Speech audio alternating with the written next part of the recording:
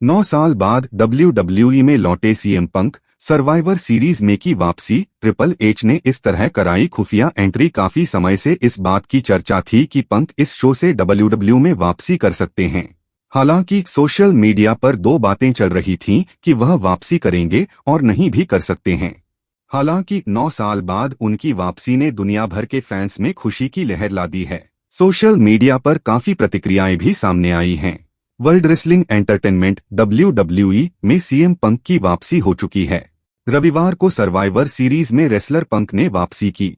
उनकी 9 साल बाद WWE में वापसी हुई है। इस शो में पिछला मैच उन्होंने जनवरी 2014 में रॉयल रंबल में खेला था।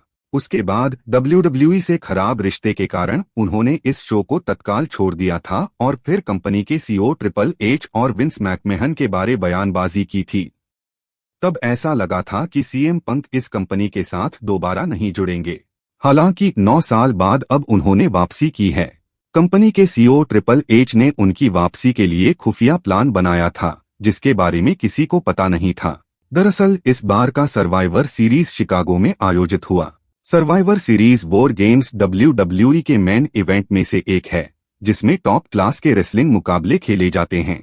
काफी समय से इस बात की चर्चा थी कि पंक इस शो से WWE में वापसी कर सकते हैं। हालांकि सोशल मीडिया पर दो बातें चल रही थीं कि वह वापसी करेंगे और नहीं भी कर सकते हैं। सर्वाइवर सीरीज में जब जजमेंट डे के साथ कोडी रोड्स की टीम का मुकाबला हुआ तो एक और वापसी हुई। रैंडी ऑर्टन ने भी इस शो से WWE में वापसी की और कोडी रोड्स की टीम को जजमेंट डे की टीम पर जीत दिलाई।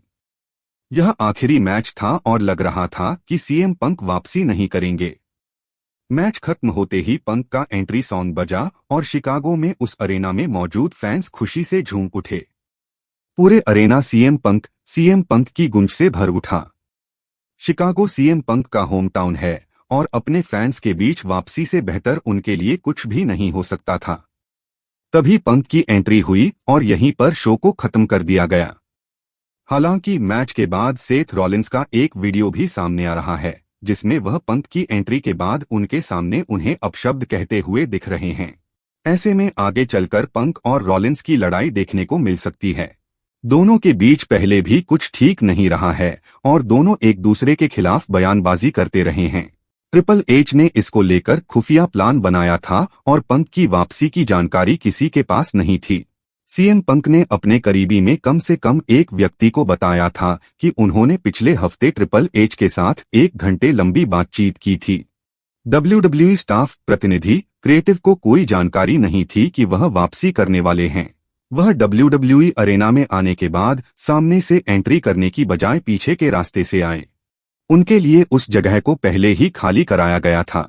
ट्रिपल एच ने आखिरी कुछ मिनटों में शो की जिम्मेदारी खुद संभाली और पंक का कॉपीराइट लोगो मंगवाया। यहां तक कि प्रोडक्शन में भी कई लोगों को इसकी जानकारी नहीं थी।